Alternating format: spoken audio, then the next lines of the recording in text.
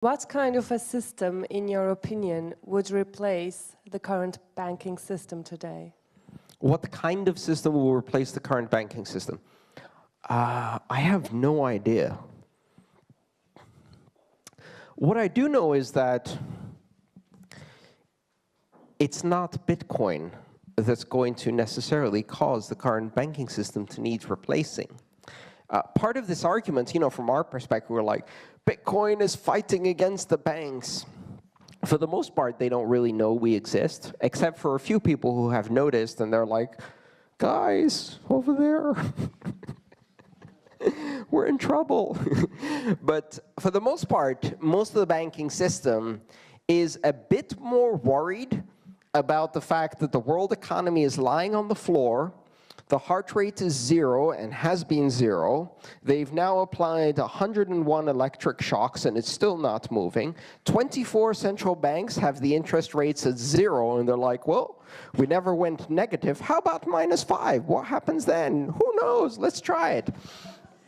But people will take their money and they'll exchange it for cash and put it in their mattress. Oh, I don't know, let's ban cash. That sounds like a good idea. The world currency system is in the deepest crisis it's ever been for the last 2 centuries. And it's not about Bitcoin. It's about choice. So we don't know what's going to play out because we're following only one part of the equation. And the other part of the equation is completely outside of our control. What we do have a choice to do, however, is not yet this year, not yet next year, but maybe 10 years from now, when the central bank goes, hey, we've got 550% hyperinflation, but we're all going to stick together, right? Nobody leave. Everybody follow the sinking ship to the bottom. Maybe a third of the population is going to go, I don't think so. I'm going to be over here in the Bitcoin life raft. Well, you do whatever you're doing. In Venezuela, it's starting. They just arrested some Bitcoin people because Bitcoin is used by criminals. Has nothing to do with their hyperinflation of 550%, I'm sure. This is going to keep happening. One day, there will be enough people to say, no, I opt out. And then the world has changed. In fact, the world already changed. It's just a matter of that change propagating to enough people.